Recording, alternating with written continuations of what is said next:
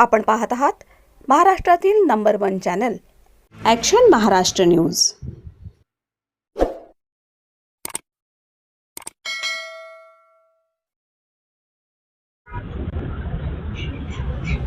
आपण भीमनगर मधून आज पोलीस स्टेशन मध्ये निवेदन द्यायला आले।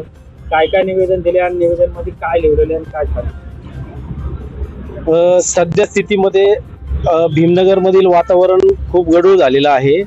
तर जे नवयुवक आहेत ते व्यसनाच्या आहारी गेलेले आहेत आणि सार्वजनिक ठिकाणी मंदिरे म्हणा, बुद्ध विहार म्हणा, या ठिकाणी जमाव करून दारू पिणे, धूम्रपान करणे, गुटखा खाणे, अलिश्य भाषेमध्ये शिवीगाळ करणे आणि बऱ्याचशा जे युवकांना शोभणार नाही या गोष्टी करून रात्रीच्या वेळेस महिलांना व वृद्ध लोकांना त्रास देणं, छेडणं, चिडवणं ह्या गोष्टीचं प्रमाण वाढलेलं आहे आणि टोळ्या करून भांडण करणं, वाद करणं, याच्यामुळे खून होण्याचे प्रमाणही वाढलेले आहेत आणि धूम्रपान, दारूच्या आहारी खूप लोक गेलेली आहेत।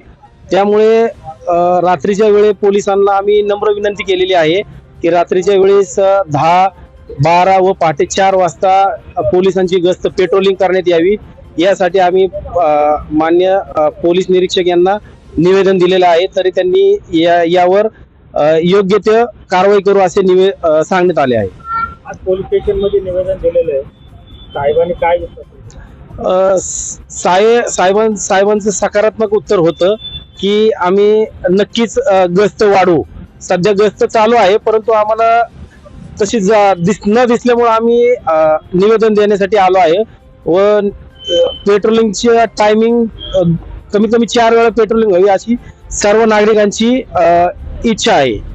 तिकडे नावं टाकलेत, कुणी त्रास देतंय, कुणी भांडा वगैरे, घाणघाण शिव्या वगैरे देतंय। असं नावं कोणाचे सांगता येणार नाहीये।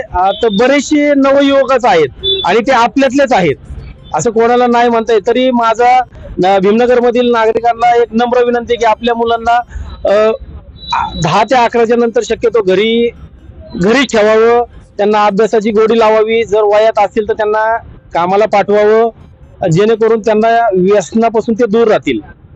तर भीमनगर मधील नागरिकांना हीच माझी कळकळीची विनंती। सत्य बातमीसाठी बघत रहा ॲक्शन महाराष्ट्र न्यूज।